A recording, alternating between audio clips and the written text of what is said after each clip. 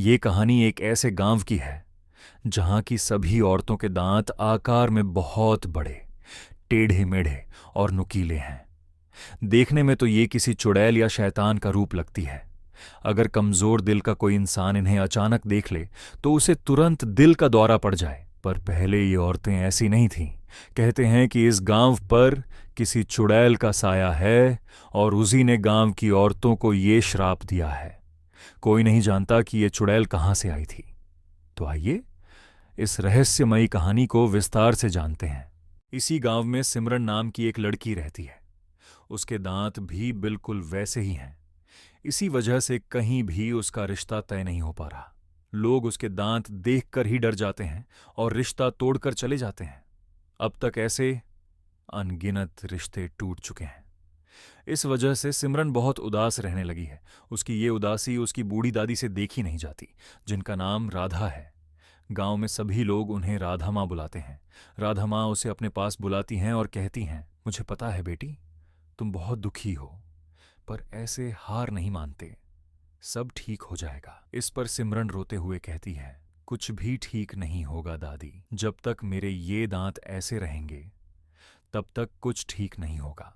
फिर सिमरन कहती है, दादी, मैंने गांव वालों से सुना है कि अगर आधी रात को जंगल में स्थित नारियल के पेड़ के नीचे मुंह में गुड़ डालकर मरे हुए जैसे सो जाओ तो चुड़ैल पेड़ से उतरकर आती है और मुंह का गुड़ निकालकर खा जाती है और चेहरा ठीक कर देती है।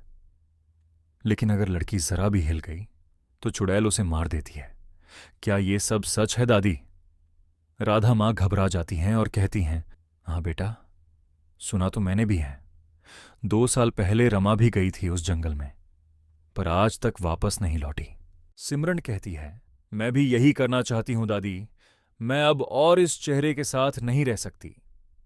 ये सुनते ही राधा माँ सिमरन पर चिल्लाने लगती है, पर सिमरन जिद पर अड़ जाती है।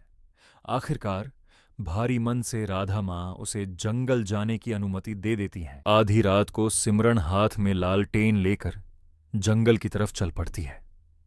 जंगल में सन्नाटा है। सूखी पत्तियों की चरमराहट दूर तक गूंज रही है। कभी कभी भेड़ियों के रोने की आवाज आती है। डर के बावजूद वो नारियल के पेड़ तक पहुंच जाती है। वो मुंह में गुड़ डालकर पेड़ के नीचे लेट जाती है। काफी देर तक कुछ नहीं होता।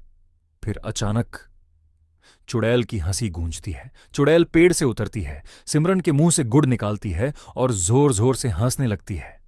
कुछ देर बाद सिमरन को होश आता है।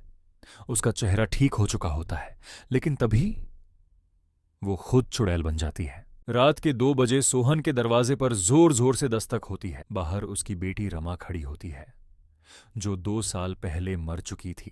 घर के अंदर अपनी ही तस्वीर पर माला देखकर रमा बेहोश हो जाती है। सुबह राधा माँ बताती हैं, चुड़ैल जिसके मुंह का गुड़ खाती है उसी के शरीर में चली जाती है। सोहन और राजू मुर्दा घर से एक लावारिस लाश लाते हैं। लाश के मुंह में गुड़ रखा जाता है। चुड़ैल आती है और बेहोश हो जाती है। सिमरन आजाद हो जाती है। लेकिन अब चुड़ैल नारियल के पेड़ से आजाद थी। वो हंसते हुए गांव की तरफ चल पड़ती है।